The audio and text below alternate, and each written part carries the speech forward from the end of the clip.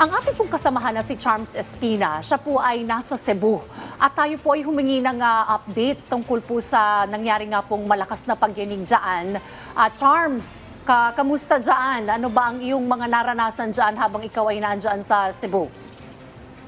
Hi, good morning. Good morning, Diane. Good morning, Audrey. Good morning, everyone. Good morning. Nasaan ka ba exactly sa Cebu? Yeah, I am actually about 1 to 2 hours away from the epicenter. I'm in Cebu City. So we felt not 6.9 or 6.7. It was about magnitude 6 here at Cebu City, which is still very strong. Alright. Yes. So, Charms, ikaw mismo naramdaman mo yung pagyanig dyan. At saka, gaano katagal yung naging pagyanig sa iyong karanasan? Yeah, so my account was very interesting kasi nasa bahay na kami. I'm here actually visiting my 94-year-old abuelita, my lola. And we are in Guadalupe and Cebu. So this is about 10 to 15 minutes away from City Hall. So it's the center of town. Tapos nasa bahay na kami, we were lying down, getting ready for bed and everything. Tapos siguro mga, as you mentioned earlier, before 10 p.m., para kaming nasa disaster movie. Honestly, I felt like, someone was trying to break into the house kasi the doors were shaking, yung roof started creaking. Alam mo yun, yung parang, alam mo yung, imagine as someone's like trying to break down yung door. Yun yung ganung kalakas nag-rattle yung mga doors namin. And then, yung mga dividers were shaking, nahulog yung mga lamps. It was happening simultaneously all at the same time.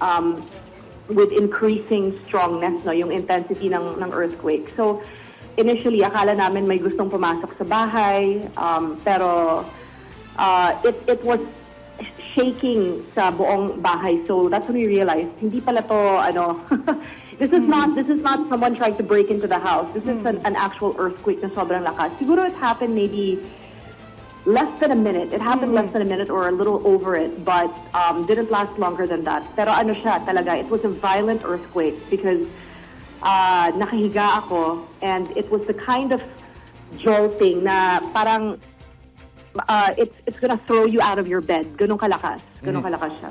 Okay, Charles, good morning. Hi, good morning, After nitong 6.7 na malakas na lindol na, o 6.9 rather na malakas na lindol na naramdaman nyo, pasado alas 10 ng gabi, sa mga sumunod na oras ba nakaramdam pa kayo ng mga aftershocks? Yes, there were quite a number of aftershocks. I would say maybe I myself felt a handful, maybe 3 to 5 aftershocks in the minutes that followed. Not as strong, pero nararamdaman pa rin. We were still shaking, as in umuuga pa rin yung bahay.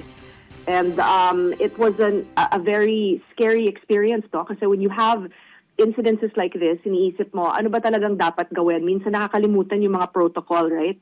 Kasi yung instinct mo is to run out of the house, save yourself, go out into open ground. Pero we were taught about to drop, cover, and hold.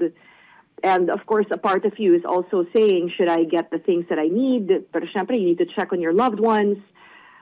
So I think it's really important to maintain presence of mind and remain calm and make sure you remain alert and remember what's important, to check on your loved ones, to make sure that, you don't panic, and to make sure that yung mga tao na, for example, are sleeping in areas na medyo, like you have the walls were shaking, In fact, a lot of the casualties happened where the walls collapsed on them.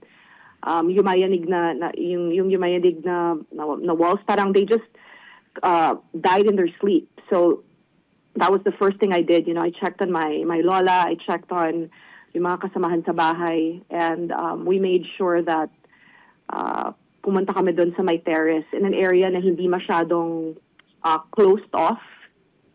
So, and of course, we also made sure na yung mga fur babies namin sa bahay were safe.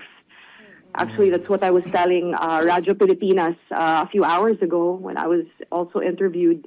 Na, animals have a sixth sense for these disasters. Kasi yung mga asa namin sa bahay, normally natutulog kasi yan sa loob ng bahay. But for some reason, maybe a few minutes to a couple hours before it even happened. Ayaw talaga nila pumunta sa kwarto. All right. So, Charms, we felt like they knew it. Yeah. right. Charms, Joshua here. I hope everyone's okay there and Hello, everyone's Joshua. safe now. As per NGCP kasi nagkaroon ng separation sa power grid somewhere in Leyte, Samar and Bohol grid. Cebu, Negros, Yeah. Panay grid. How's the power supply? May kuryente na ba kayo? Well, thankfully here in Cebu City, in our experience anyway, my first-hand account, we did not experience any power outages. There were the lights were flickering. There were first-hand accounts of the electric posts here swaying, but we did not have any power disturbances. Towards maybe after the whole earthquake happened, we did go out of our homes to check. And everyone was on the streets, everyone was on the streets. And we also immediately heard fire trucks and yung ambulances blaring. So, the response was immediate. But of course, naisip rin namin na, for fire trucks and ambulances to be heard, that means to say, merong areas pa na mas malala pa yung damage sa amin. But thankfully, in our side here, in Cebu City and Guadalupe, even though we felt roughly a magnitude 6 over here, there was nobody hurt, and our house is still standing as we speak. So, yeah. All right, thank you so much, Charles. Balikan ka namin mamaya for more updates. We're praying for everyone's safety and sana okay lahat dyan. Maraming salamat. Thank you so much.